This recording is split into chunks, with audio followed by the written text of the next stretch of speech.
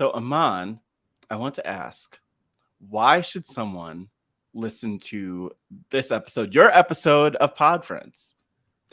Hey, listen to Pod Friends because we be on other podcasts talking about bullshit. If you want to hear something substantive, then come on over to Pod Friends. Yeah. So, what did we go through over the last hour and a half of our time?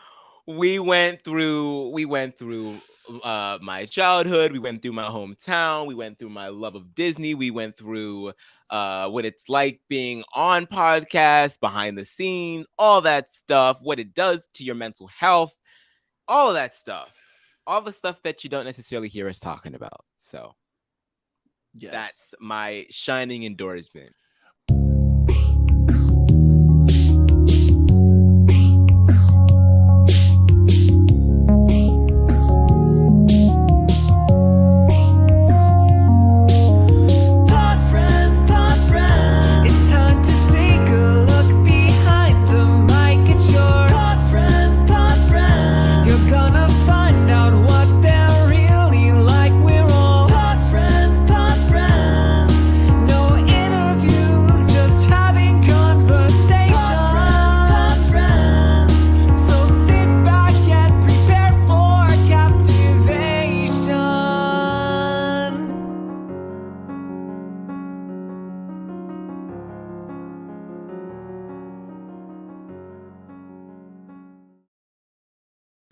Hello, everyone, and welcome to Pod Friends. My name is Matt Scott. I'm your host.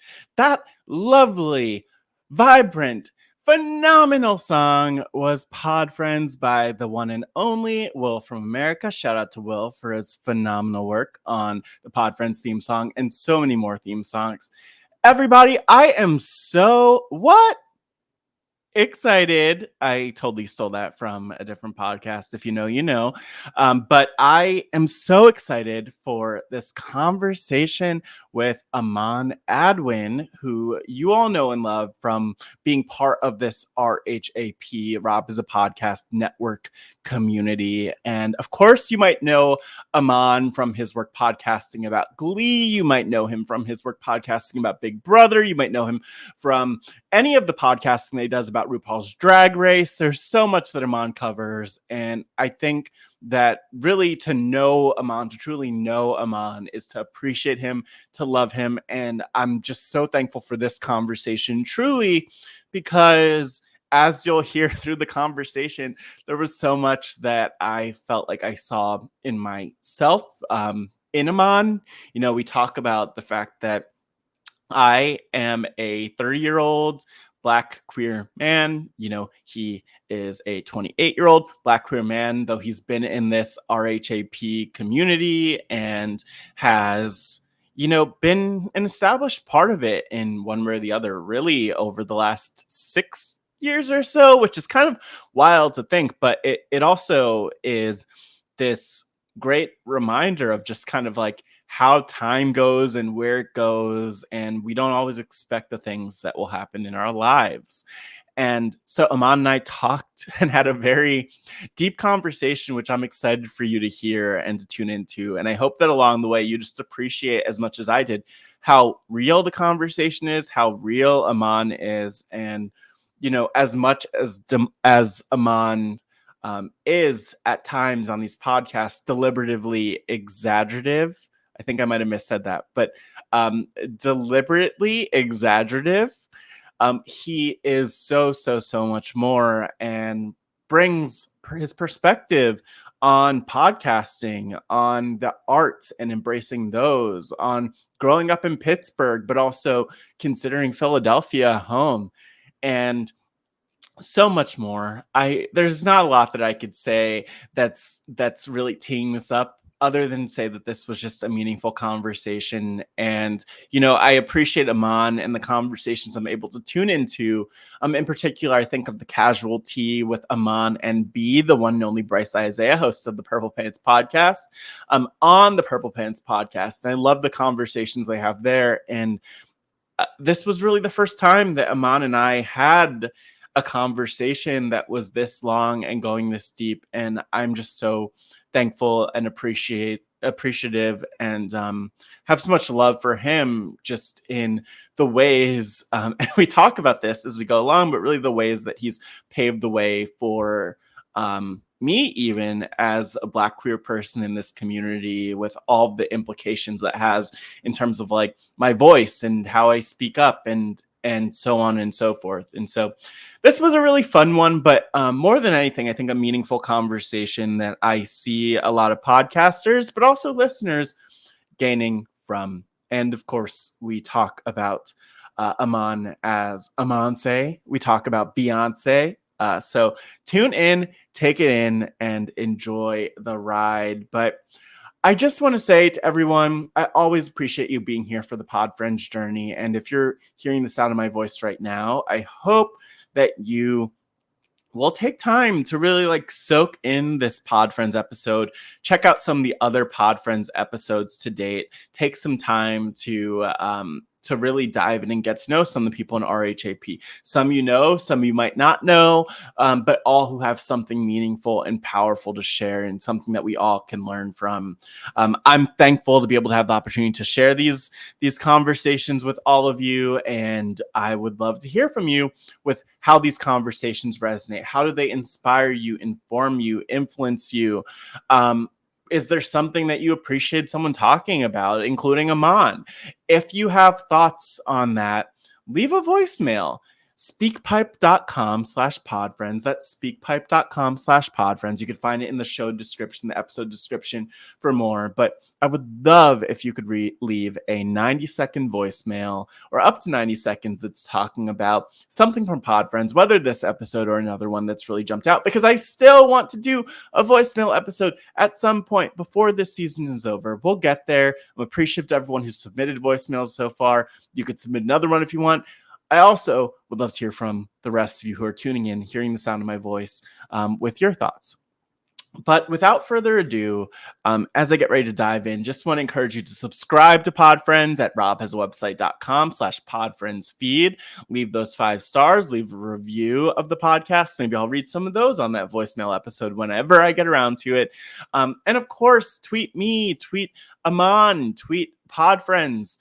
You can tweet me at Matt Scotchy W, Aman at Aman Adwin, and Pod Friends at Hey Pod Friends, and let us know what you think and how these conversations resonate, because we don't always hear these things from folks, and it means so much to hear that. Aman talks about that as well as things go along. So I hope that you send him a ton of love from this episode. If you want to get in touch with me over email, podfriends@robhasawebsite.com is the best way to do that. And so much more that you could do, including suggesting guests. And I won't even go through all of those details. You could check them out in the show description, the show notes. If you're watching on YouTube, robhasawebsite.com/YouTube, you could see the description there as well. And you could see my face, Aman's face, as we go along in this Pod Friends journey. But without further ado, let me introduce our guest. Making his way to the podcast, hailing from Philadelphia by way of Pittsburgh, Pennsylvania, he is the co-host of the Rupaul Drag Race Recap with Beth and Liana, the co-host of the Choir Room GLEE podcast with Matt Ligori, the Casual Tea with Aman and B with Bryce Isaiah on the Purple Pants podcast, and his own Twitch channel. He is no stranger to RHAP, having listened for years while becoming an RHAP household name. He is, in his own words, deliberately exaggerative, and we love him for it. Please welcome Aman Adwin. I'm curious, Aman, as the more seasoned RHAP podcaster, if you were me, how would you start this interview with you? I don't know. Like, I mean, I do like to talk, and I've been podcasting for, even before RHAP, I had my own podcast with some friends. And so I'm pretty used to it, but I've never really been an interviewer before. I kind of I just offer commentary. So I don't know. I wasn't expecting that question. So I guess that's a fine question to start with. I mean, maybe it's just me breaking down, like looking at your setup. Maybe I put you on like full screen mode or something like that. And I'm just like, here's Aman with the nice blue-ish, gray-ish. I'm not, no, that's not going to be me. I need to like digest the content and take it in before commentating on it. I think commentating's a word. Maybe it's not. But I think Aman, so. Or just commenting. I don't know. I don't know. They're both whatever. We could be here for a long time talking about that. But what I really want to know, Aman, maybe it's like starting out. It's like a mini game of word association, except I just want to ask it about one person. So Aman, Okay. or should I say Amanse? When I say Yes. the name Beyonce, what comes to mind for you?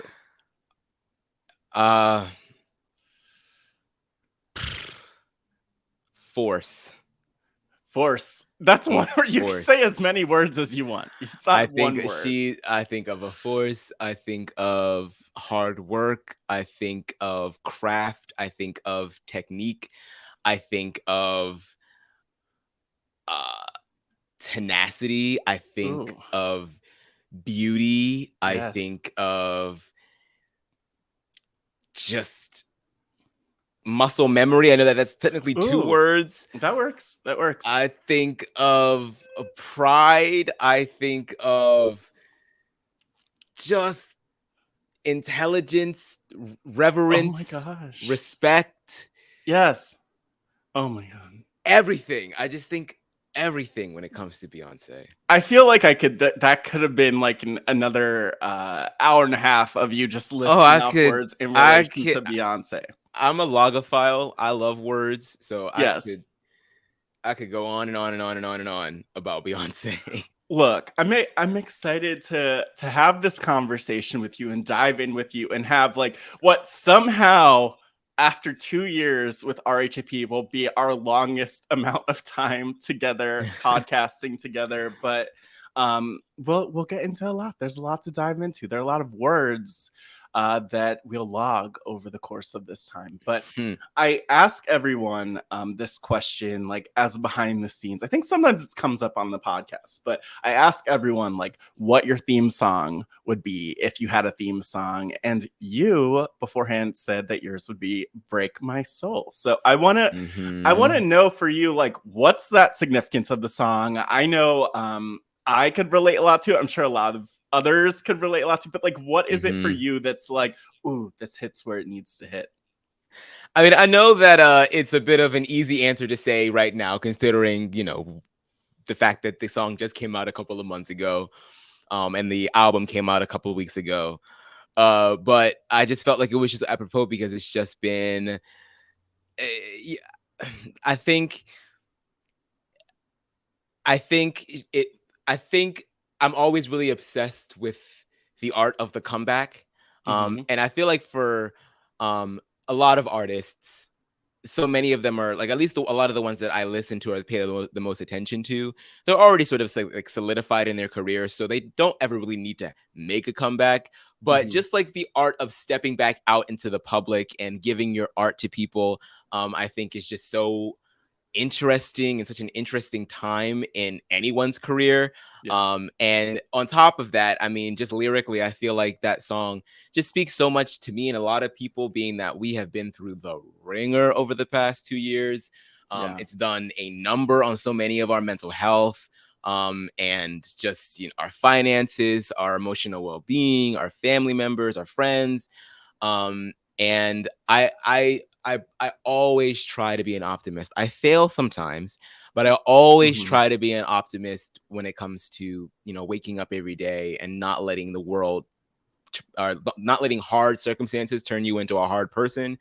And I just feel like Break My Soul is just such an anthem for that.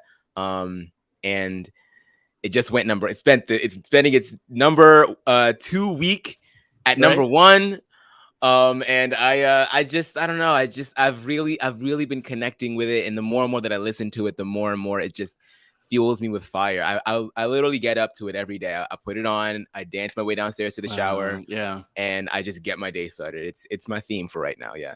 Wow. Yeah. I want to kind of dive into that because I think like for me, I mean, actually, so much of Renaissance like resonates. But that song in particular resonates not only because it's like, look at the last 2 years, which I also love, like love Lizzo's latest album, Special, and just she kind of even goes into that and spells it out more explicitly, like, yeah, I've been inside, but here I am coming back out. So there's a lot of that for different artists, right?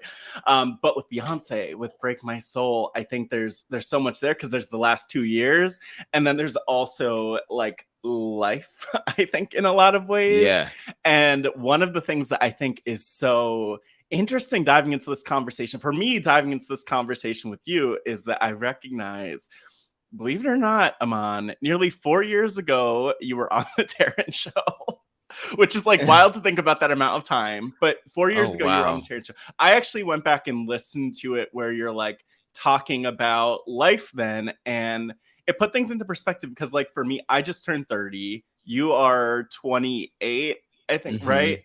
Okay, so obviously the difference between 24 and 28 is a massive one. I feel like Yeah. over time, as you get into your later 20s, there's a big change and shift. But like, yeah, I'm kind of curious for you, like, what has happened in short? This is the tough question, but what's like shifted in life for you in short over the last 4 years since you had that conversation with Taryn? Well, I forget what I said to Taryn. September 2018. Wherever you were in life. Maybe a better way to ask that is like, do you remember where you were roughly around that time? September 2018. Yeah, I kind of remember. What's changed since then? Well, a lot has changed since then. I've definitely gotten a little better in my professional life, quote unquote. Meaning that my career is in a different spot than it was then. I have definitely grown within the realm of RHAP, within the realm of like social media since then. I have had a couple of really weird moments with like my self-confidence and mental health. And things of that nature. And then when you add on the last 2 years with the pandemic, that sort of exacerbated a lot of those issues. So it's like, Yeah. it's been a weird like journey since then. I feel like I'm a lot stronger of a person now. I feel like I'm a lot more resilient. Yeah. And I do think that I'm a lot more hopeful. And I don't know. I guess I just feel coming out of that, just like I feel like I know who I am a bit more. I mean, we're the 20 when you're in your 20s, you're still pretty young. You still don't have the world quite figured out yet, but you have a chunk of it figured out. And I feel Yeah. like I'm very confident in the chunk that I've figured out so far for myself. So I think I'm definitely a little bit more rooted in who I am now. Yeah, I think it's interesting, and it's like even just this topic of like that evolution. Some might call it a renaissance that could happen over that short amount of Hey. time. I know. I feel like I need to like somehow like I don't want to get taken off of Beyonce's internet with this interview, but I would be playing Renaissance and break myself over the course of this if I could. But I fear We the would Knowles not get estate. anything done if you did that. I'm sorry. Yeah, I It would know. turn Well, you know into a what? listening party. Honestly, that's what people want sometimes. That's what people need sometimes. Just like dance it out. But yeah, it's like it's interesting even to think about that stretch of time, and I could relate obviously a lot to like the shifts that happen over that. And I kind of want to like get into that as we go along. But sometimes I don't even know where to start. I guess one thing I'm curious about, and this is what like Pod Friends is really about for me, is like, I don't know, like where you are in your journey. You're here. You said yes, which I'm appreciative of. I have one person who I will not name, but I will shade right now, who did not say yes, but one day I will get that person on this podcast. But you said yes, Aman, and I'm very thankful for this. And I'm kind of wondering, like, what is it about yourself now that you're most like interested in people being able to see? Because obviously we see a lot. There's a lot that comes up in Twitch and podcasts and all of the things, and you just being out there in the world. But like, I don't know, is there anything that you're like, yeah, I want to be seen in this way nowadays? I don't know. I guess that within itself is something that I sort of struggle with a little bit. I feel like when I first sort of like popped up in this arena, um, it was very performative from jump, right? Like I got involved with RHAP through So You Think You Can podcast, and it was all about competition and putting your best foot forward and making sure that you had the correct take at the correct time about Survivor, Big Brother, whatever it is. Yeah. Making sure that you're engaging, making sure that you're funny, making sure that you can hold a conversation. And I feel like at that time, like back in 2016 and into 2017, I had just graduated college. I still wasn't entirely sure what I was going to do. I knew that I was going to miss the hell out of performing because I'd done theater pretty much from middle school all the way up until senior year of college. But I also was, fighting with that versus how to be pre-med and go on to be a doctor and live up to that personal goal and dream of mine.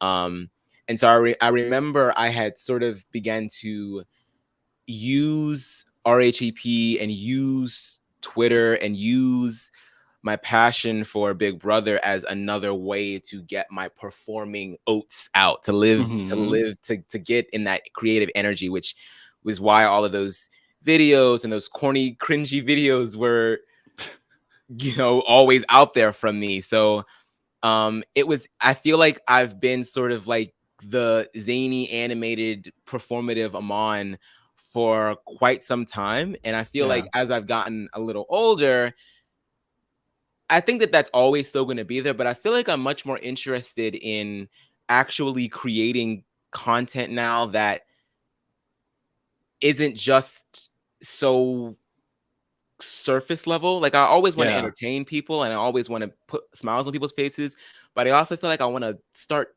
engaging in activities and behaviors and content that is worthwhile. And not to say that my journey hasn't been full of worthwhile experiences, but I don't know. I guess I just want people to not just automatically assume that I'm just like this,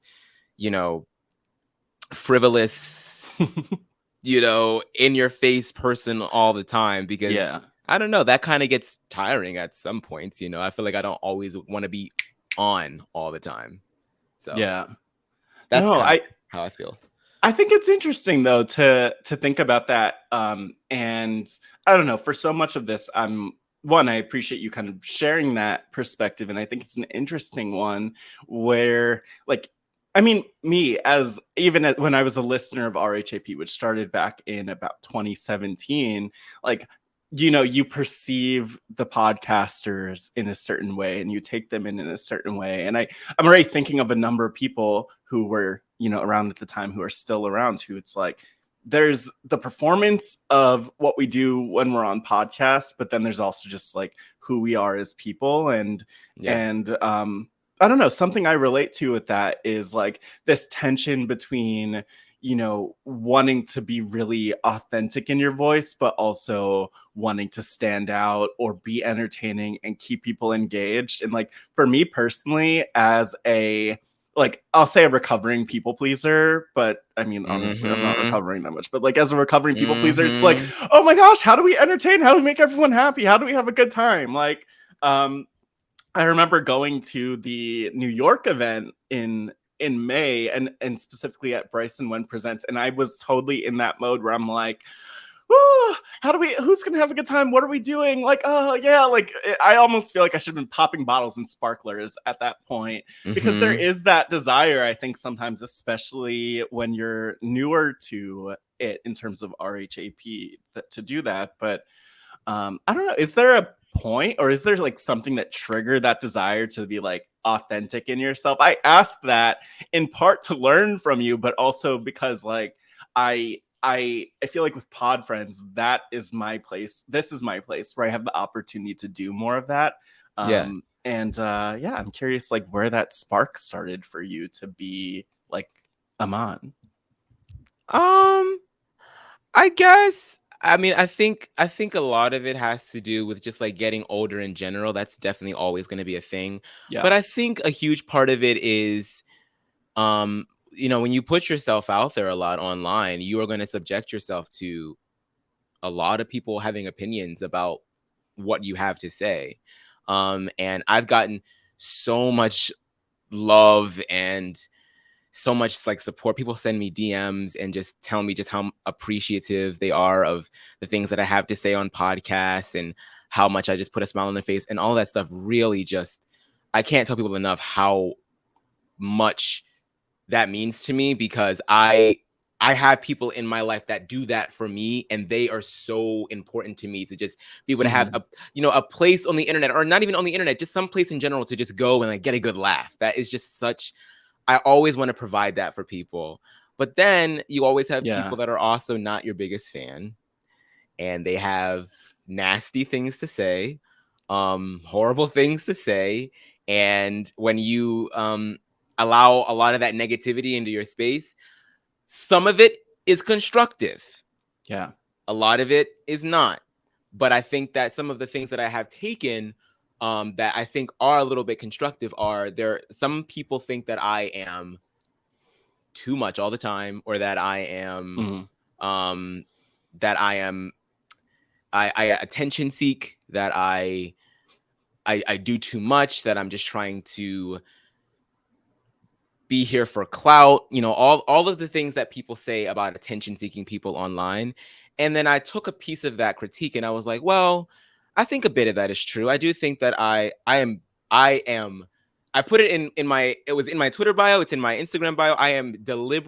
deliberatively exaggerative. Like I love that. I am camp. That is Hmm.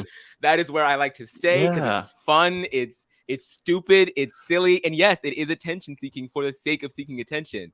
So yes, I do take that critique, and I wear it wholeheartedly.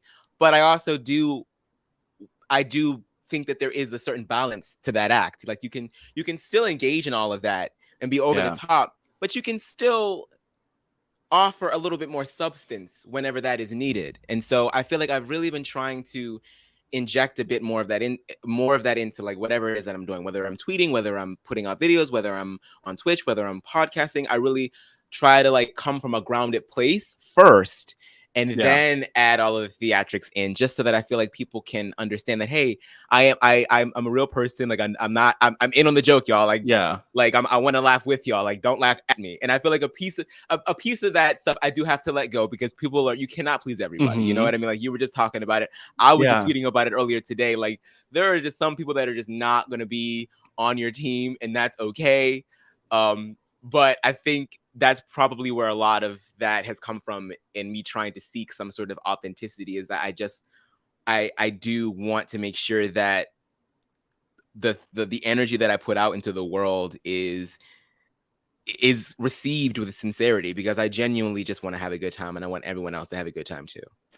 Yeah, I think that's deep. And there's a lot there, including just this idea. Like you said it, some people you'll never be able to make happy, and you can't make everyone happy with who you are and how you show up. But I think at the end of the day, if you feel good about how you show up, that matters most. And then there are the other layers to that. Like, oh, Mm-hmm. okay, like, are people responding well to that? Great. But as long as you're being authentic to yourself and true to yourself, I think that's what matters most. And something I would say too is like, look, Aman, I appreciate you being deliberatively exaggerative. It's deliberate. It's exaggerative. The world needs it. But I also feel like at times, like to respond to that feedback for you, it's like, how could you it's hard to walk a line It's that like very, almost it's yeah. doesn't even exist, where it's like, okay, you're doing Yeah. too much in terms of like being exaggerative, but then you're doing too much in terms of talking about issues, and it's like what am I supposed to be doing, Right. is sometimes that feeling, which I'm guessing you can relate to. Yeah. I ran into a lot of that during Big Brother 22. Um and a Yeah. bit of it with Big Brother 21 as well. But I would say more so Big Brother 22 because I feel like it was very pronounced with all of the stuff that was going on in the house, specifically with Davon and Bailey. And I remember, I think in the beginning of me joining RHAP, like as a Black person and as a Black Mm-hmm. fan of reality TV, I'm very much aware of all of the shit that goes down with, people of color on reality TV shows. And so I've always been aware of it, but I always felt there was a little piece of me that was like, oh my God, do I really want to be that Like, I don't want to be the mouthpiece for every fucking Black. Oh, I'm so sorry. Am I allowed to curse on this podcast? No, you are. You curse however you want. Every fucking Black what? I just didn't want to be the mouthpiece for everybody. I didn't want to have to be the person that comes on each episode and preaches. But then I felt like I wasn't doing enough of that during Big Brother 21. And then when Big Brother 22 happened, I felt like that was my opportunity to be like, all right, like we have to talk about this. And I remember being asked to come on one of the roundtables at the time. Before the roundtables had opened up to everyone else, it was just Brent and Melissa and Taryn, and they asked me to come on one of them and talk about everything that was going on. And I remember there were a lot of people that were great, and they really appreciated that I was there to share that perspective. And then there were a lot of people that were like, oh my God, like, so this is what this podcast is going to turn into, this woke bullshit? Like, is this all we're going to do? And so it is really hard trying to, because a piece of me is like, wants to be like, well, screw you. Like, if you really think that that's all that there is to this, then you are intentionally obtuse. But then a piece of me is like, okay, well, I think that there are genuinely some people out here who just don't get it.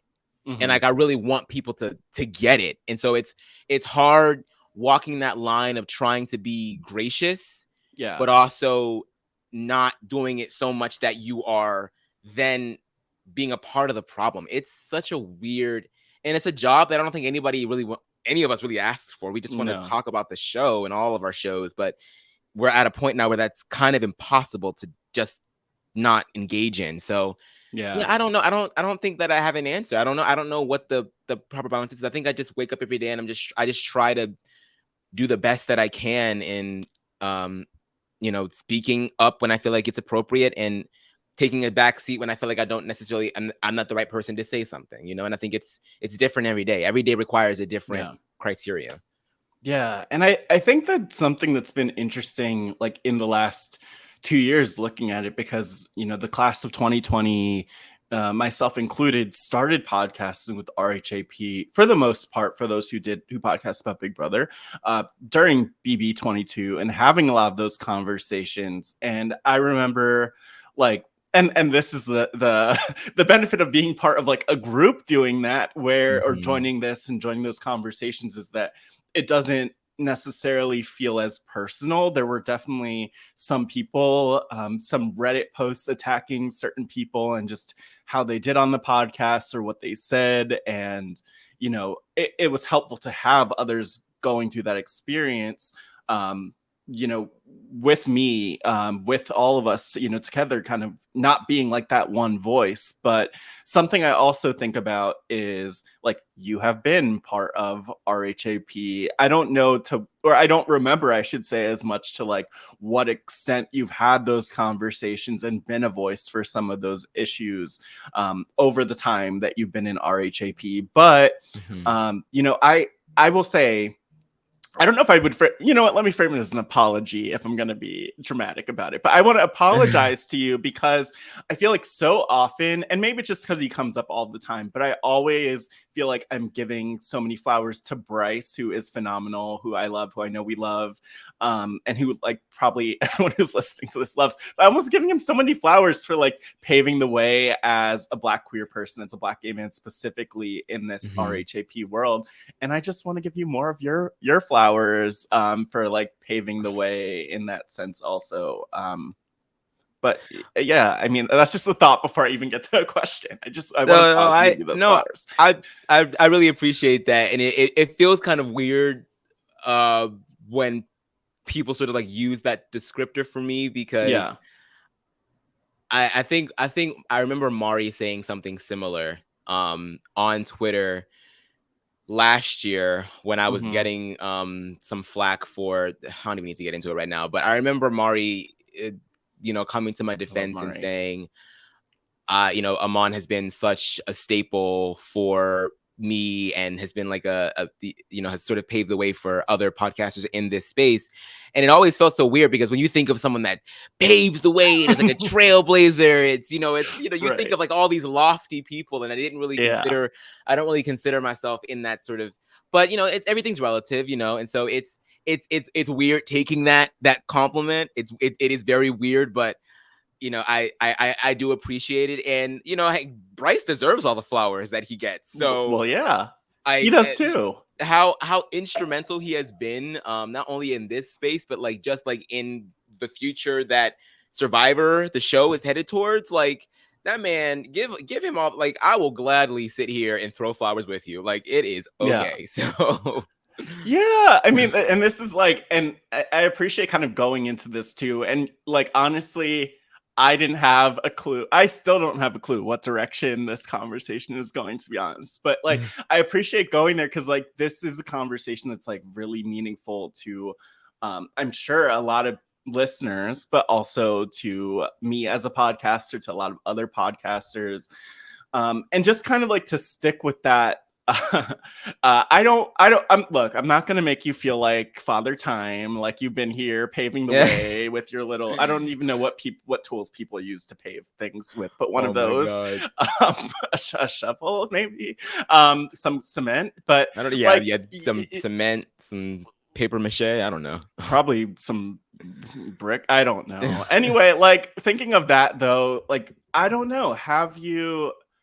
I'll say this, like in my experiences, even really beyond RHAP, because I didn't thankfully have to face this in like joining RHAP, that like so many times I've often been like the only one in the room or faced that.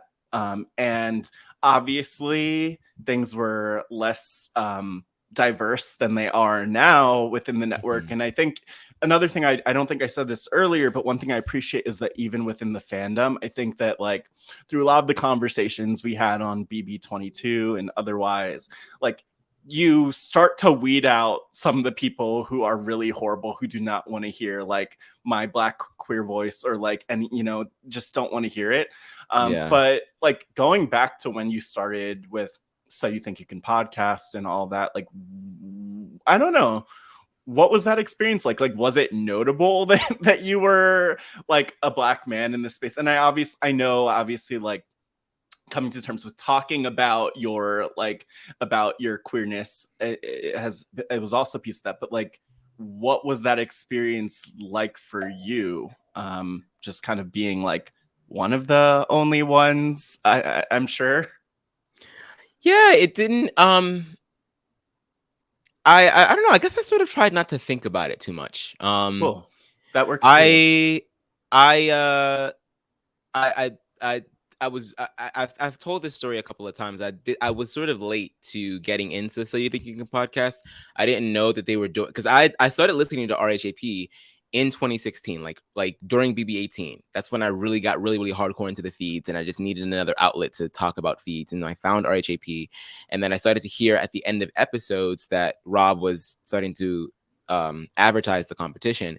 And I guess I had been a couple of weeks behind, because by the time I had heard those advertisements, he had already like done everything to choose the contestants. Mm-hmm. And so I shot him a quick email. I was like, hey, I know that this has already sort of like been a thing, but I just figured I'd give it a shot. If you're still looking for people, I'd love to have a chance. And he emailed me back the next day and said, you're on Team Alex Kidwell. And I was like, all right. And so I kind of just got thrown into it. Didn't really know what to expect. I knew that I loved Big Brother. I knew that I wanted to talk about it. But yeah, podcasting is very difficult because you have to really make sure that you have all of your thoughts and ducks in a row. Yeah. And that you can contribute to the conversation in a meaningful way. That's not just surface level. And I don't think that I had quite gotten to that point yet. I feel like I feel like I had thoughts in my head, but I feel like I wasn't the best at conveying them. Yeah. And so I guess I was more focused on that more so than what that meant for me being one of the only Black people, because there was another Black gentleman in the competition with me. Mm-hmm. So I guess I was more focused on that, and then all of that sort of came second. Don't get me wrong, I knew that I was one of the few. You always know, it's just always Right. there. But I guess I just didn't focus on it too much until it became super relevant once we had started heading into BBOTT. And that's when it was like, okay, this conversation is hitting ahead. And of course, we all know what the Yeah. backdrop of 2016 was going on as Mm-hmm. well. So, yeah, I didn't really feel too much pressure then because I was just focused so much on having fun. But it definitely did creep up for sure. Yeah, it's interesting like how that works. And also I think I appreciate your answer, especially because like there are so many different things that go through your mind when you're podcasting on any given day or about any given topic or just in general, that it's like identity is a piece of that and can be a piece of that, but also it's like I just want to make sure that this is an interesting like Big Brother episode to recap or whatever it might Mm-hmm. be, right? And so I really appreciate that that perspective with all of it, and also just want to like appreciate that you're still here and in it. Like, was there a point where you realized that like did you know that you would still be? I mean, okay, wait. Let me put it like this, Aman. Did you know you'd still be here from your perspective? I'm not asking if you thought you'd get fired or anything like that at any point. But yeah. No, I didn't. I didn't. I did not win. But I remember Rob sending me an email afterwards, thanking me being a part of Mm, the competition and everything, and he said that he would try to find something for me. And it's no shade to Rob because Rob was a busy guy. yeah. And there's lots going on, but nothing really seemed to coalesce. So I was just like, oh well, I had my shot and it just didn't work out. But I stuck around in the online space and on Twitter and everything. So it was nice that there were a lot of people that got introduced to me through it. And so I felt like I sort of like found a little community, even though I didn't get the job. Mm-hmm. So I had no idea that it would happen until Taryn started doing the daily recaps and he started asking Mm-hmm. people to come on. I had gotten the opportunity to be a part of reality recaps over with Eric Mm-hmm. because he wanted me to come on and cover Big Brother 19. And so I was able to do like a Friday show where I would just pretty much recap everything that had happened during the week. And that was a lot of fun. I felt like I learned a lot of like how to craft narrative and how to sort of, how to podcast. Mm-hmm. And so that was really, really fun.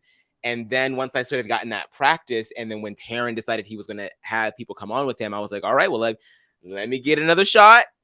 I sent Taryn a DM with me on camera saying, hey, what's up? I got a camera. I got a microphone. I'm kind of already introduced to all of you. So Mm-hmm. if you ever need me, let me know. And he said yes. Now here I am. The rest is history. The rest is history. Basically, long But story If short. Taryn hadn't done that, I probably would. I mean, I feel like I'd still sort of like be in the realm, but I don't know. I don't think that I would be as involved with this as I am now. No way. Nope.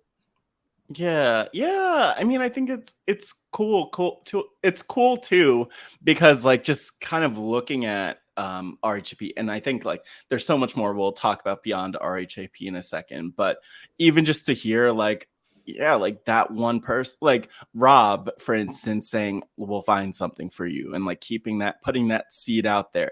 Taryn creating an opportunity for people to podcast. Like there are so many of us who wouldn't be here if not for someone else like opening the door in within RHAP. I mean, but even in general, like some of us who wouldn't be here without someone opening the door. Like I think of Mari, for instance, and just like her as my co-host on the Wrestling Wrap Up.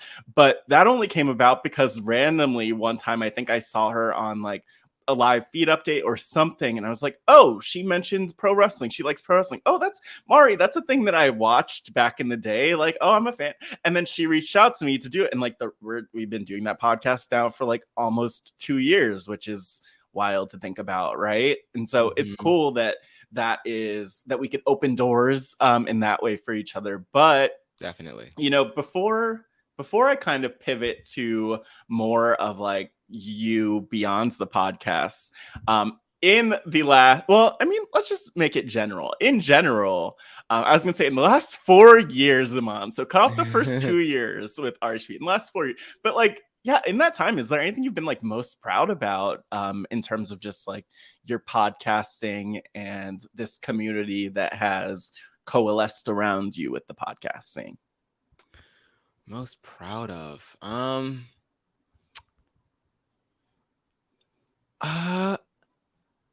I think my proudest moments are probably when I get those DMs, man. I think I tell you, there really is just like nothing like it when people reach out to me after a specific podcast and tell me, like, look, I really, really appreciated what you had to say. You really helped me see this in a different light. Or you just really made me laugh. I was having a really shitty week and this just really helped a lot. I think that those are probably some of my best. Those are like the most memorable moments. And also just like, I think just sort of like, I really try to cool the temperature down whenever things get a little crazy online. I try to. Sometimes I fail, and I'm right there with the rest of the pitchforks. I'm Yeah. not perfect, but I do like when I can be a bit of an impetus for people to be like, to just bring some perspective and be like, all right, guys, like let's calm down. Let's try to reconvene and not be so angry or be so upset about whatever it is that's going on. I think that those are moments where I feel like I'm actually making a bit of a difference with people's viewing experience. And just, helping people to remind themselves like we're gonna be okay. It's just a show. You know what I mean? So I really am proud of those moments when I have genuine connection with people. That's, I think, is what really keeps me coming back. Yeah. And I mean, I appreciate you even sharing that and that real perspective. Again, like so much that I can relate to as a podcaster. But I even wonder, like, for you, as you, okay, we're talking a lot about podcasting, but I also know, Aman, like, part of me, I'm like, Aman, I want to just get into your story, your backstory, your life growing up as a young boy in Pittsburgh. But I am kind of curious, like, what, kind of like looking back now, because again, we talk, one of the big words that I feel like is coming up a lot here is like perspective, right? And like looking back now at that time growing up in Pittsburgh, like what were the seeds of like the person that you feel like you're I don't know that you are now? I don't know. I feel like I'm still trying to figure it out a little bit. I definitely feel like growing up, I always knew that I loved telling stories. I was such a Disney person, man. Like when I tell What you, was, yeah, I, name I names. I abused the hell out of my Sleeping Beauty VHS. Like Yes. I just loved it so much. The Little Mermaid. Like I just Mhm. loved fairy tales. I loved stories. I loved reading big color picture books. I just loved all of that stuff. And then eventually that like bled into acting and being in musicals in high school and in middle Mhm. school and singing and dancing and in that route. And so I always knew that I loved storytelling. I loved performing. And I think those are two things that I've sort of carried with me all the way up until now, when they manifest themselves differently in my adulthood. And like I Mhm. said, I feel like I found a lot of that in having a Twitter, and I've definitely found a lot of it in being a part of podcasting. So yeah, those are definitely the seeds. Were whenever my grandma bought me those damn VHSs, those were the seeds of the Aman that I am today. Yeah, and it's cool to think about, and I always love. I ask about it like almost to paint a picture of what that time was like, but like one thing I'm so fascinated by, because you're in Philadelphia now, but you were in Pittsburgh, like in Pittsburgh. So Pittsburgh's a city like over the last year and a half I've become more familiar with and just spent more time there. It's a very proud city. They like, if you ask people in Pittsburgh what the city is like, often they'll say like it's a working city. We like to work hard and put in the work. But like, do you feel connected to Pittsburgh in that way? Do you feel like, because I feel like everyone from Pittsburgh is like, look, this is a hardworking city. I'm a hard worker. I'm proud. I have my penguin hat sitting in the corner, like all of that stuff. Like, does that connect with you? Because I feel like when I hear like Philadelphia in relation to you, I'm like, oh, okay, that makes so much sense, like for Aman. But yeah.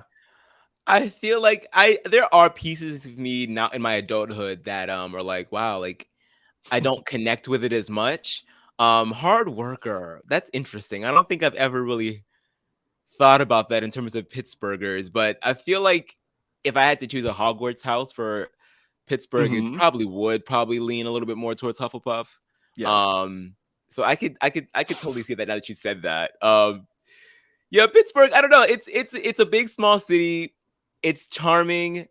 I haven't spent enough time as an adult there. It's like I've spent pretty much my entire adulthood here. I turned 18 in Pittsburgh and then left for here, and I never went back. So I've been here for almost 10 years. It'll be 10 years in next month. It'll be 10 years. Wow. So I feel like I identify with Pittsburgh as it's my hometown. It's where a lot of my family is. It's where I romanticize it because I relate it to my childhood, and I'll always love it. But I do think the older that I get, it is sort of like, oh my God, do I consider myself from Philly now? Oh like, my gosh. It's so strange. Like I say this all the time. Like when I go home to Pittsburgh for like Christmas or whatever, and then it's time for me to go back to Philly, I find myself saying, okay, I got to go home. And I'm like, oh my God. And then on top of that, my parents, they moved to Baltimore with my little sister, and my grandmother, she got married. So she's now in California. And so my immediate family is like dispersed now. So it's like, oh my God, like it's Pittsburgh, like not my shit anymore. And so, yeah, I don't know. I guess I guess I'm not surprised that you would associate Philly more with me, because I feel like I associated more with myself now, I guess. It's kind of strange. Yeah, and no shade to the Pittsburgh people at all. I'm just saying I think it's interesting to even hear that reflection, because like I've been in Washington, D.C. now 12 years. Like again, similar thing to you. I turned 18 like as I was finishing college or finishing high school in New Jersey, and like I have family there and I'll still go back and visit and everything, but like DC is home now after 12 years, especially like in your adult life, Aman. I think it's okay for Philly to be your home, because like I guess I was in an argument the other day with like with one of my roommates, and he was like, why do you say you're like, because we were out, and someone was asking us like, oh, where are you from? And I was like, oh, well, I'm from Pittsburgh, but I've lived here for 10 years. And he's like, why do you always say that? And I'm like, what do you mean? He's like, but you've been here for 10 years. Like, why do you feel the need to say, when someone's asking you where you're from, I don't think they mean where's your hometown. I think they're just asking you, do you live here? And I was like, oh, well, I mean, sure, but like I would never say I'm from Philly, because I don't feel like I am from here. I feel like I live in Philly now, but I would never say from. So yeah, I guess my brain is still struggling with like where I identify. No, I think you're right. No. Your roommate is wrong, and you are right. I hope that your roommate's listening right now and hears me say it. I will send him the link as soon as it drops. Thank you. Yeah, no, specifically this clip, like just direct to this clip. But because like I get that, like, but also where you grow up, like New Jersey scarily defines the person that I am in so many ways. It's a very particular state. Just like Pittsburgh, I'm sure very like pretty particular place or notable place. There's a culture to it, right? And so it's like it is gonna always be part of you and like inform who you are and how you show up. But like Philly, Now I want to talk about Philly because Philly is my new favorite city. One, because I did an LRG or live reality game like a year ago, Survivor Philadelphia. So like I'm associated with Philly currently. But yeah, I'm like, what is it like for you that you love about Philly that's like still home to you? I asked that also because I will be in Philly again soon. So I feel like I need like the energy and the recommendations for what I need. But yeah, what is it for you that's like so magical about that place? I Like just gets like you. that I like that it's bigger. I mean, I've always liked to say that I'm from the city, but the older that I get, the more and more I realize that Pittsburgh ain't nothing but a hick town masquerading as a city. Okay, it's I like didn't say it. we are some country folk up there. Okay, and you know it is what it is. Uh-huh. I'm accepting that into my being. Mhm. So I like the fact that I can finally say that I live in a city. Okay, I live in the Yes. 5th largest city in the nation. Ooh. And there's just so much culture here. There's like I love the different neighborhoods, and I love the different look and feel of each section of the city. The food is great. It's really a diet New York. Like if you want to live in New York City, but you want like a little training wheels version of Yeah. it first, come live to Philly. Come live in Philly for a couple of years, and if then you decide that you're ready for the big leagues, make the jump to New York. That's what I would like to do eventually. I do not want to spend too much more time here. I don't know when, but in the Mm. near future, I do plan to make the move to New York City. But I do love Philly. I feel like it's just I've grown so much here too. Like these past 10 years have been like up and down, up and down, up and Yeah. down. And I feel like this city has been like a huge backdrop to that. So yeah. Yeah. Well, first of all, there's like I don't know if it's look, let me just call it breaking news. I'm gonna be deliberatively exaggerative.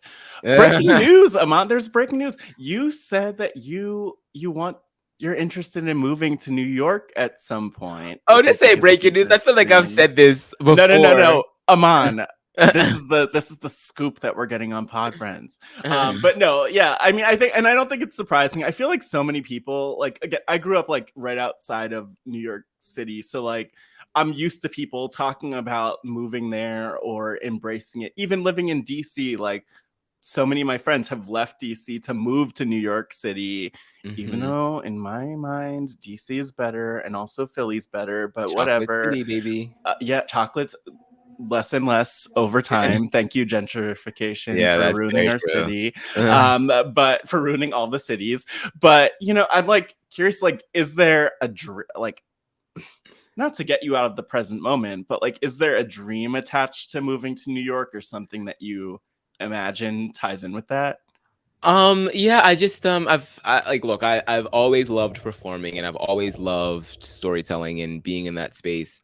And I recognize that I can sort of like do that anywhere. It doesn't need to be in New York City, but uh I just really want to just like get back into writing and being in the creative space, like, and being immersed around other people that are sort of like in a similar trajectory. Mm-hmm. Um, and I know that I don't have to go to New York City to do it, but now that I'm a little older and now that I have a little bit more money and I'm a little smarter and more Ooh, frugal, I feel like I yes. can actually make better decisions and I don't have to break the bank this Mm-hmm. time.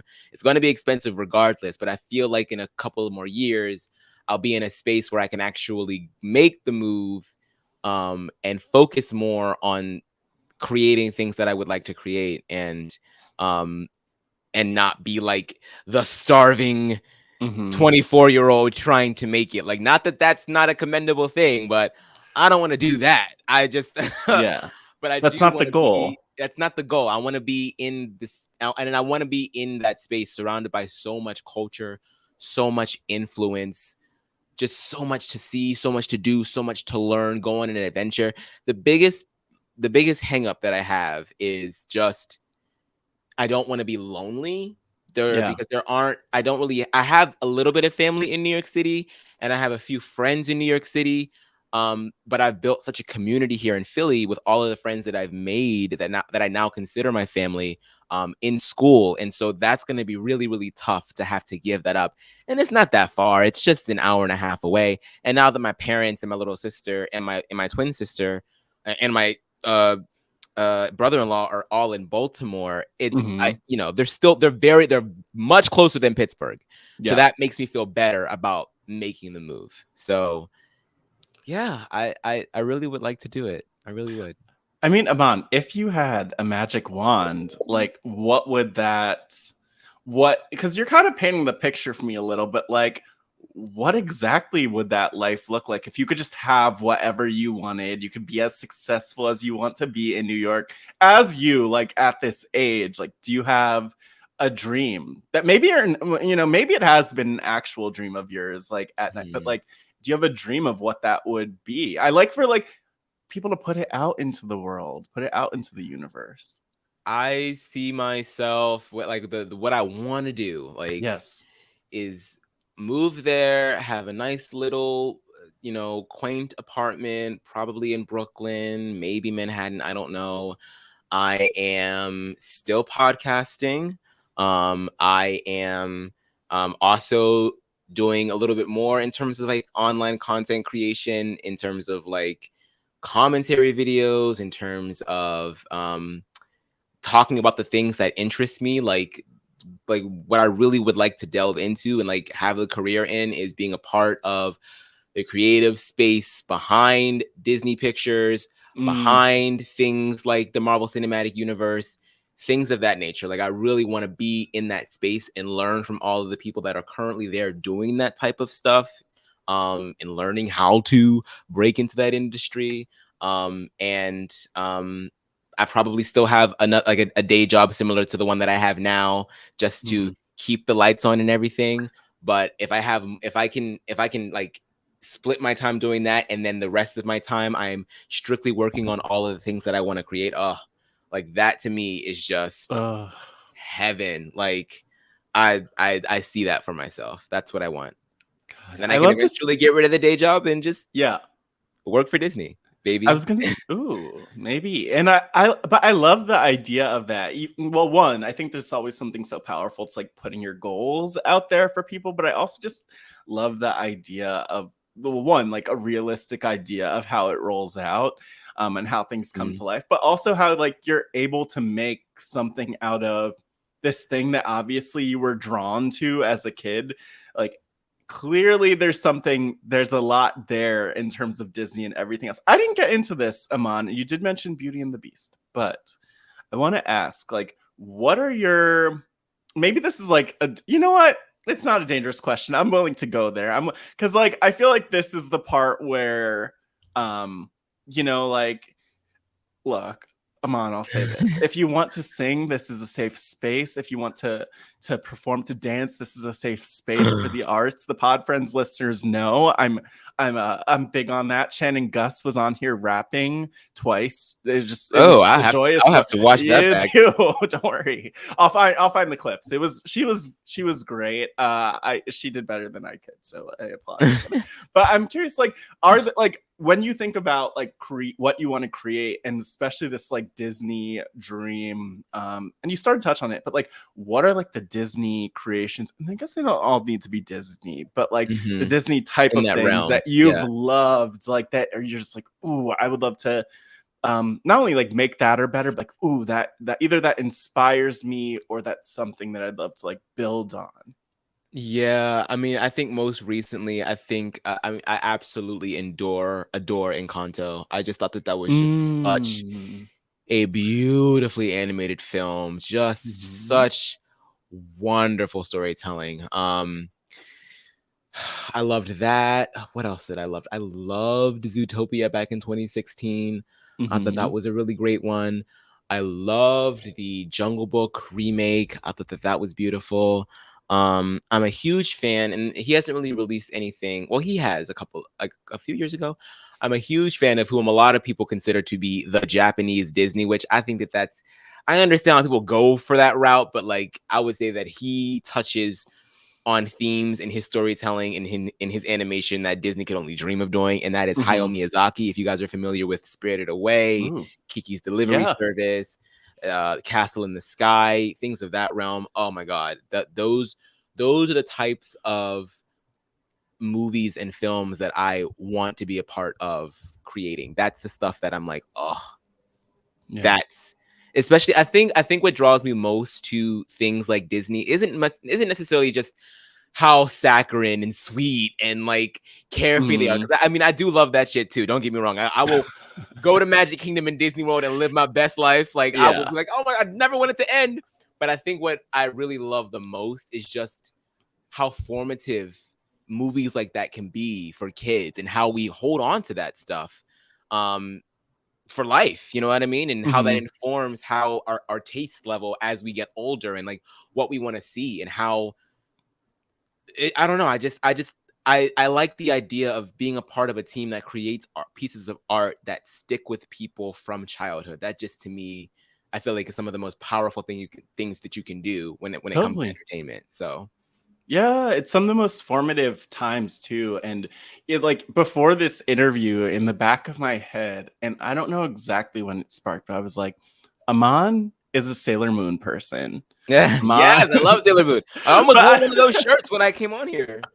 Oh my gosh. But I asked because I'm like, is there thinking of like anime in particular? Like I know that that you speak some Japanese. I'll just say you speak Japanese, Aman. We'll leave it to the imagination of how much at an intermediate level. I speak Japanese. You did not have to expose yourself there, but I mean, thinking of that, like, do you? I guess have you found like a similar thing with the different animes that you've embraced, or you know, or is there like something different that you? Because obviously, there's the added intellectual element of like, ooh, I'm gonna watch this without the dubs, without the subtitles, like being able to actually understand what they're saying. But like, what was that route about? Because I think that's really interesting. I grew up on like so many things, but like like the US version of Sailor Moon before I even knew there was anything different. I had to like, it took me a few years into my teen years where I was like, oh my gosh, wait, this is not initially like a US production. What? Same with Power Rangers, actually, with some of what they but about you, like, yeah, what is it about like that type of art that's resonated? Is it something similar to what you mentioned, Disney, or beyond? I think that I don't know. I wish I could like put this into better words because I find myself like always like revering Japanese anime and animated films and just storytelling in general over like westernized versions of it. I don't know, there's just something in the water over there, man. Like the way that they are able to like really like emotionally tap into some of the most mundane parts of life it's just like incomparable. And I think that there's an interview out there somewhere with Hayao Miyazaki where he talks about that like in his films and like just like the hyper realism of it all and just really extracting what like the mundaneness of life and injecting so much heart into it. It's just I don't know. Like, because like I think that's a lot of the stories over there are a little bit more complicated. Like it's not like the general fairy tale formula as far as like Hayao Miyazaki films are concerned. But then on top of that, I feel like I don't know, they just inject so much emotion into every little bit of those movies. And I don't know, I think that's what resonates with me the most. And I think, you know, on top of that, you know, me being introduced to Japanese in middle school, I had to take it as my language. And then I got exposed to more of their culture through that. I think I've always just sort of like connected to it. It's just always kind of been around from a young age for me. So yeah, I don't watch as much anime as I should. Someone of my background should.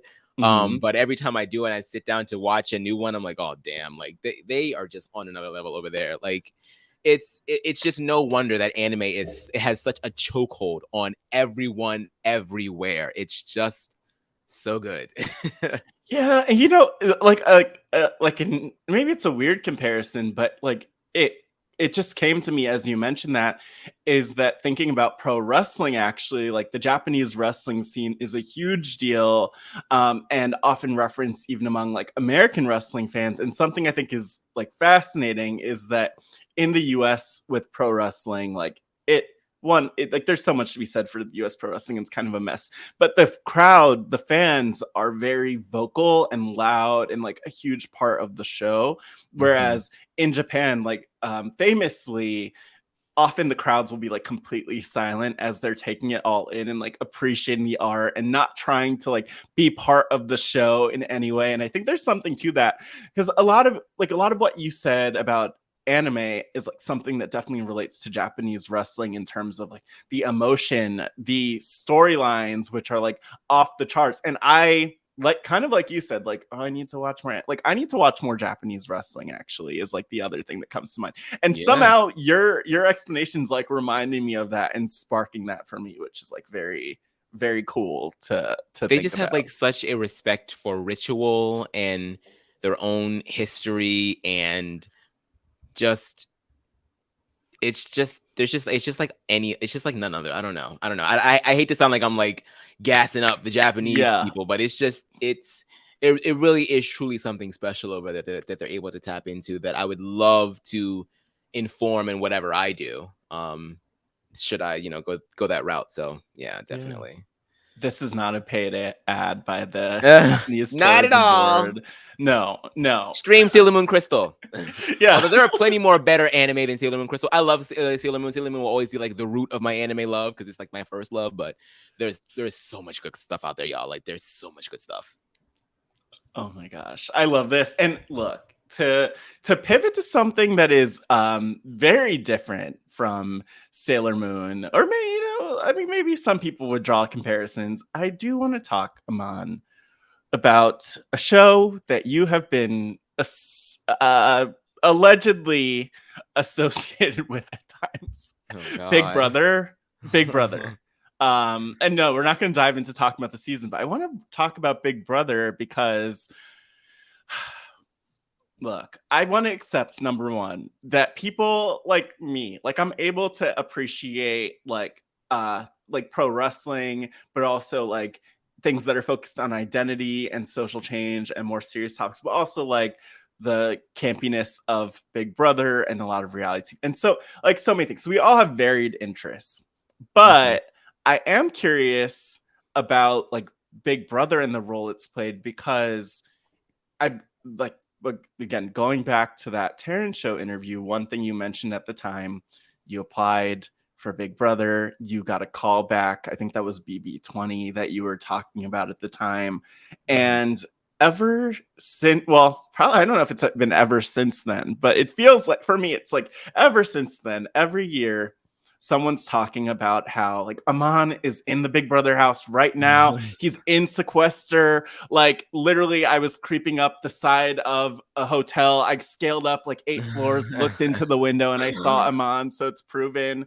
Like this has been a thing, and I mean, I'm curious to get your perspective. But for me, I don't know. Well, I don't want to put out my feelings about that speculation, but I will say like I'll just share because we're talking. Like I always feel a little bit of like, this is strange. Like, don't just leave Aman alone. Don't bring this up. Like, we don't need to speculate. If it happens, it's amazing. Obviously, we'll be over the moon about that. But like, also, I don't know. I always feel like it's awkward to. I will never be the one who is like bringing it up that you're on Big Brother. Not that, I mean, I appreciate people's love and excitement for you, but right. How does it? How well? One, I know that like that's still something that you want to be part of, but I'm kind of curious, like, just what it's felt like to be in this place where people are like actually expecting, like, okay, Aman, this is Aman's year, he'll be there. There's so much to talk about with that. So maybe you'll just start wherever it feels can of right. worms. Yeah, I know.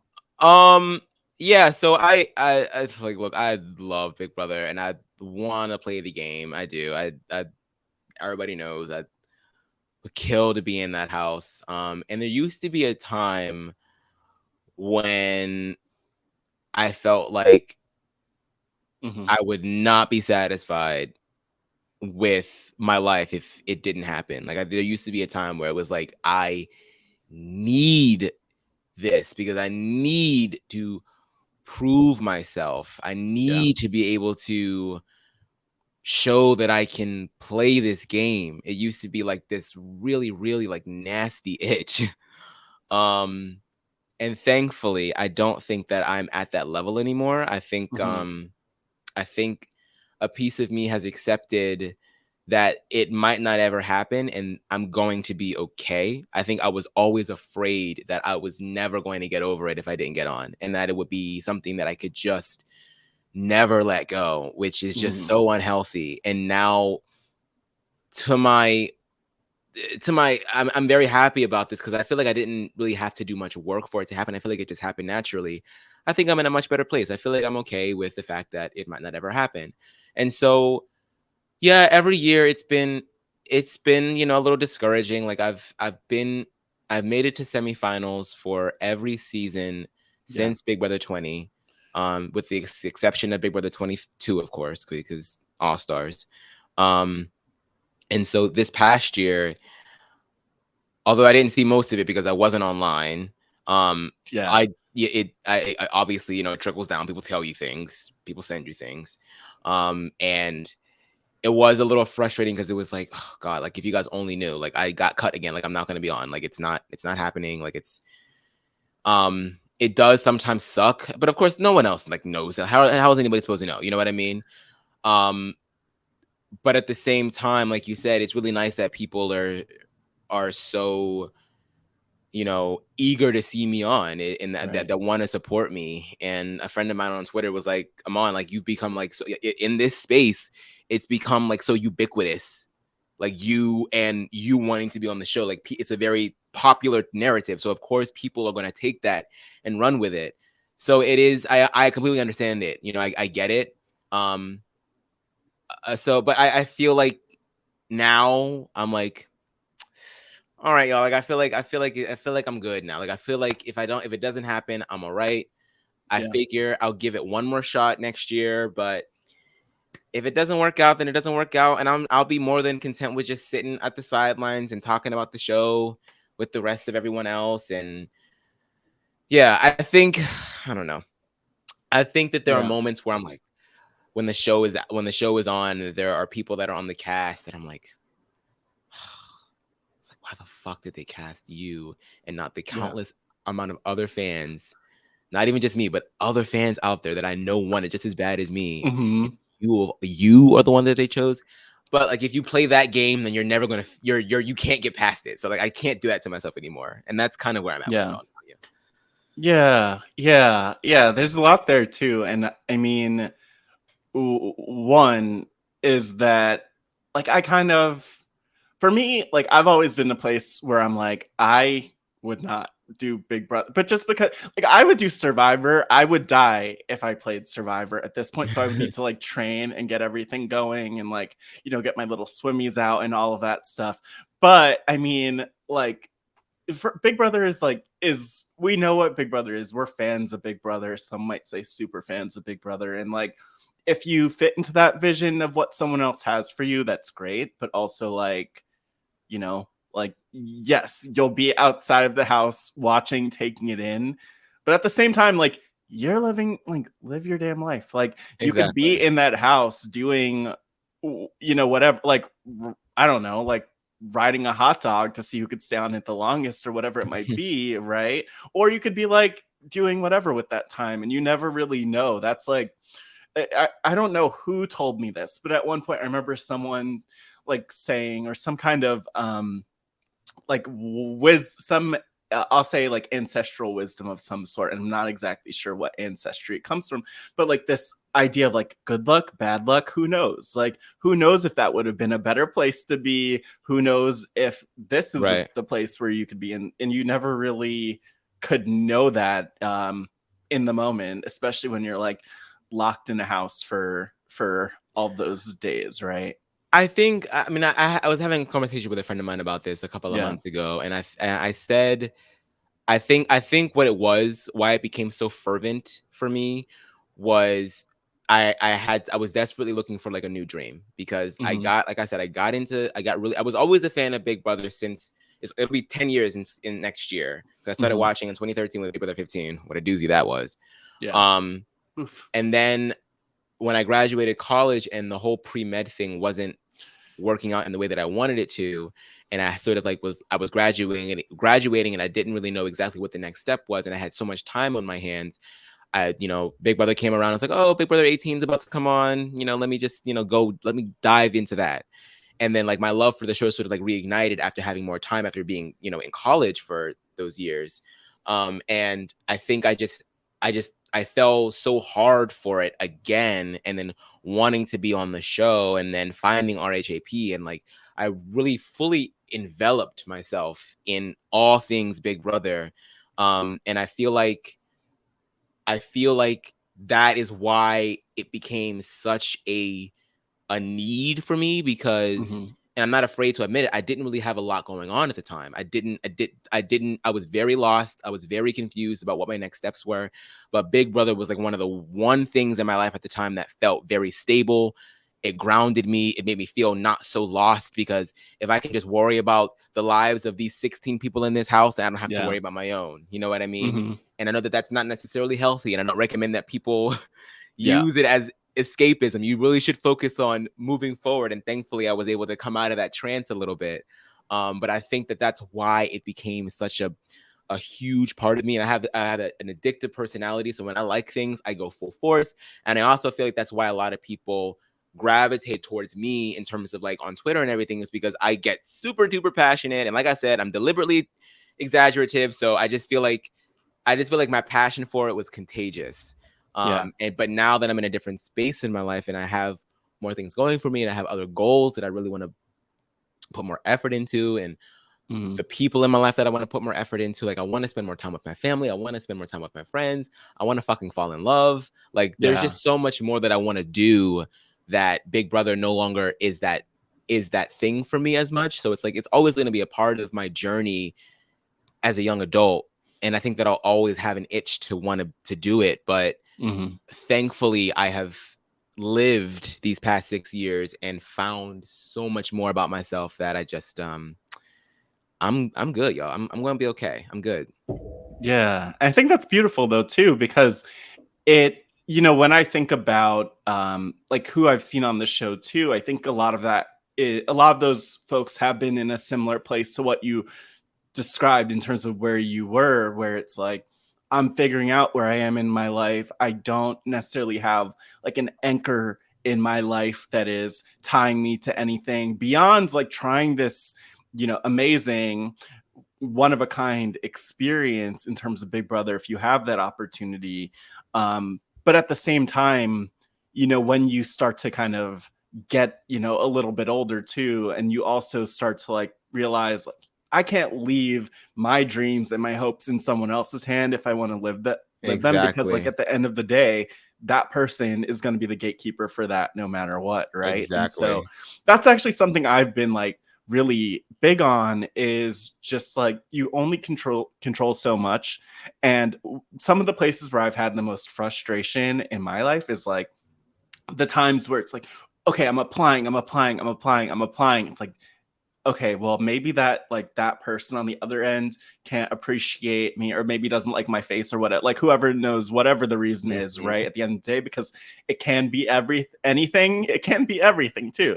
It could be so many different things, right? But Hmm. sometimes you have to kind of like make your own road to what you want to do. And it's cool to hear that you have a dream of what that looks like, potentially in New York, but at least to hear that. And you know, I know I'm watching the time. I see us getting closer to that point where it's like, come on, I have to let you go. But I mean, as we get closer to that, I kind of want to ask, you started talking about your journey with RHAP toward the beginning of this, but I'm kind of curious, like, overall, you mentioned like the feedback and what that's meant for you, but like, what has being part of the RHAP community meant for you? And I mean, feel free to shout out anyone if there's anyone you want to shout out within that. But like, yeah, what's been that for you in this like epic the epic journey of Aman Adwin? Yeah, it's been a lot of fun. I feel like it's oh my god, how real do I want to be? I mean, be real. I mean, well, you know what? There are levels to this. As you ponder how real you want to be with that. I don't know. I would say here's what I would say is like as real as you get with it, I'll be able to relate to that, and you're Yeah, not alone in that realness. I feel like I don't think that anything that I have to say is particularly bombastic or anything, but Right. I will say that it's been very fun. It's been interesting.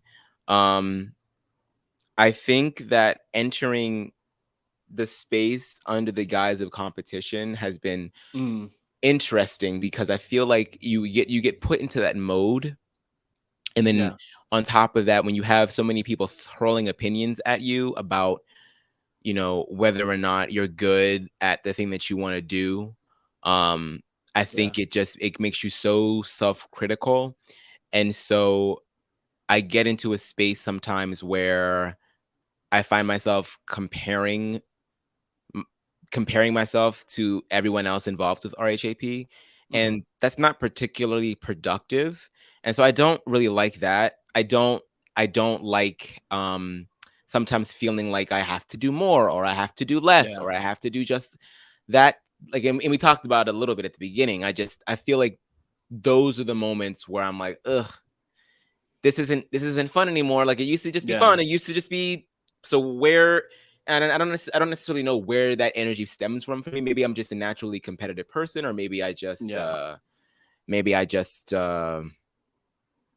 I don't know. I don't know. Yeah. But what I do love the most is that everyone is just so supportive, and everyone is just so friendly, and everyone is just so kind and nice. And being in New York with everyone was really, really great. Oh And yeah. um I just look forward to more and more of those opportunities to be able to hang out with people and get to know them past the screen and Yeah. past our hot takes on what's going on in the house of Big Brother or Survivor or any of that bullshit. I just Yeah. I do like that it's been very community driven over the past couple of years. I think that that's been great. I think that some of these folks at RHAP have been my rock getting through the pandemic. Like, obviously I have my Yeah. family and my friends here in the real world, but you know, outside of that, it's just been so. I think a lot of us really did get closer and created pretty great relationships. So I'm just hoping that I can do more of that and worry less about how I look on the next podcast, because fuck Yeah. that. Like, Yeah.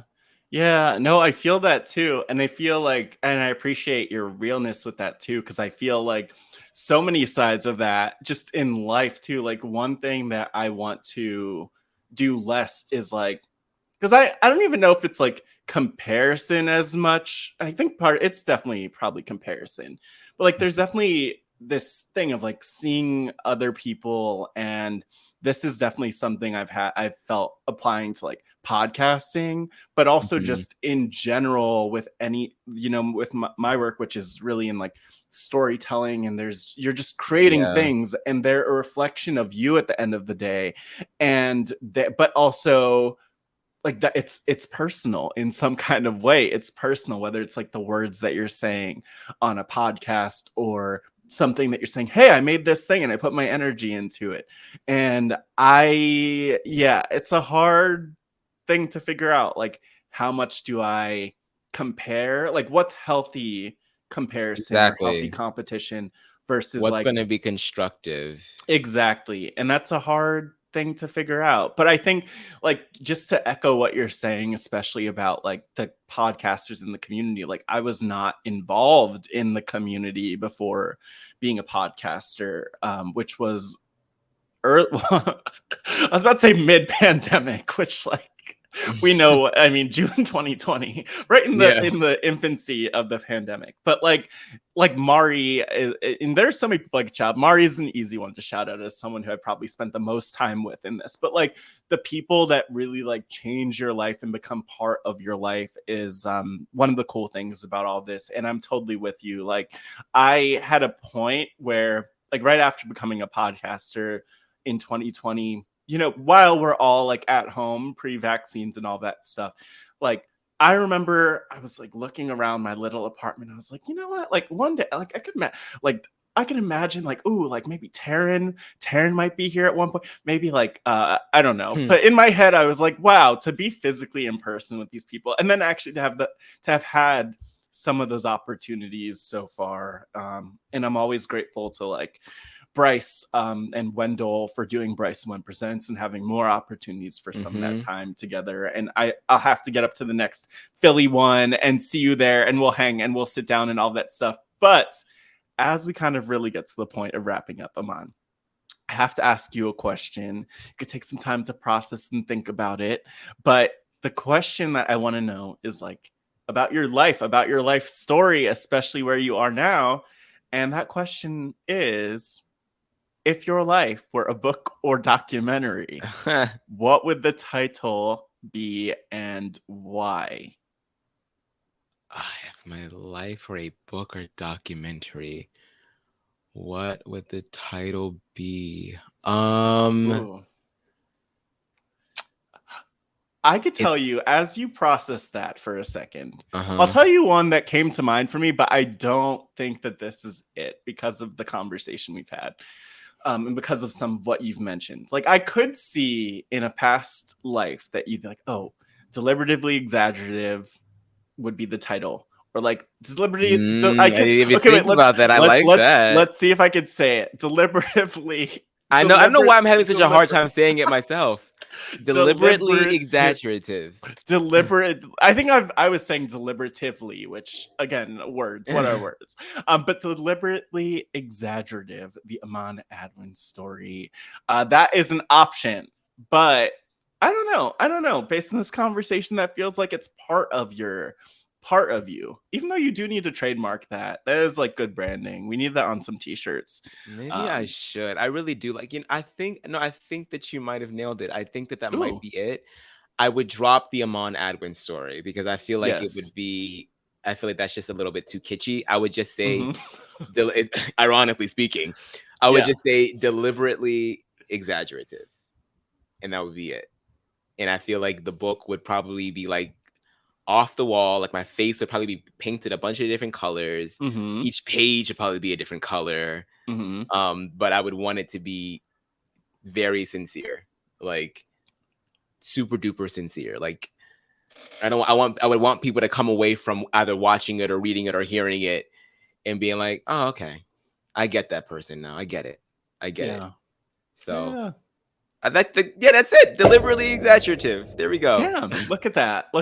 I don't even we're gonna ignore the fact that there's probably something else that was in your mind. No, I think that's it. And it's not, I mean, you came up with the idea, but I still said it originally. So I like that. It's yours. It was a collaborative experience in that I way. will say too, you did say the phrase a few times in this too. So I think it fits. Again, we need it on t-shirts. We need it on that book first. So hopefully you get started writing that book as soon as we finish recording today. But yeah, Aman, I mean, we're here. I think like, I don't know. I just don't want to say bye. But I want to ask, is there anything else? Well, anything that I didn't ask about that you wanted to kind of address or talk about while we're here? No, I don't think so. I think this has been surprisingly therapeutic. You never know how much you have to say about yourself until someone starts asking questions, I guess. Yeah. But no, I just want, and this is going to sound so soapy and cliche, but once again, deliberately exaggerative. I just hope that everyone can just like live their lives to the best of their ability and just not to be so hard on yourselves, because the world's going to do that enough for it as it is. And to just be kind, even when it's hard. And just, I don't know. I mean, I feel like I'm like Julie Chen right now saying love one another, but Not honestly, Julie Chen. I mean, I don't think that she's wrong when she says that. Right. Like, Oh, you, totally like, not. the world is on some fuck shit right now. It truly is. And I just feel like we all need to bunker down and care for the ones that we love most, because we all gonna need each other for whatever it is that you're going through. Everyone is always going through something, so just be as kind as possible. And that's it. I'm just going to say it, Aman, and look, I don't know if you want this. I don't know who's going to make it happen, but I wouldn't be surprised if you replace Julie Chen Moonves one day. Maybe that's what they're working their way up to. But either way, thank you so much for being part of this and for being on and for your wisdom to close us out, Aman. Thank you so much for having me. This was very, very fun. All right, thank you everyone for tuning into this week's episode of Pod Friends featuring Aman. And as I told Aman during, as I told Aman after, I'm so grateful for him. We are so grateful for him. There's so much love that I really feel for him. Not to sound weird, but like love that I felt for him even before like having this conversation, even before we knew each other, just because of all that he is and how he shows up and his realness. And I think a lot of people could learn from that. And so thank you so much, Man. I'm so grateful for you. I hope we have more of that time together soon. And just again, everybody, hope that if you have so much love to send it Aman's way, at Aman Adwin, tag me at Matt ScotchyW, at Hey Pod Friends, and also leave a voicemail at speakpipe.com/podfriends. But again, special thanks to Rob Sesternino, who is the Rob of Rob's podcast, for making this podcast possible, Scott St. Pierre behind the scenes, and the rest of the RHAP team for bringing this Pod Friends thing to life. And so much love to you, so much love to everyone who's tuning in here. And, watch me on Survivor Philadelphia. That's the other place you could find me right now, as we're on a little break for the wrestling RHAP up for a few more weeks. But check me out on Survivor Philadelphia, Head versus Heart. And who knows how it'll go. Who knows how I'll do, but we talk about Philadelphia here. So if you have that Philadelphia craving, Survive Philadelphia Head versus Heart is the place to check things out. And again, thanks again, everyone, for being here on this journey, for making it to the end of this podcast. And as always, I need to thank you. Yes, you, the listener, you, I'm talking to you.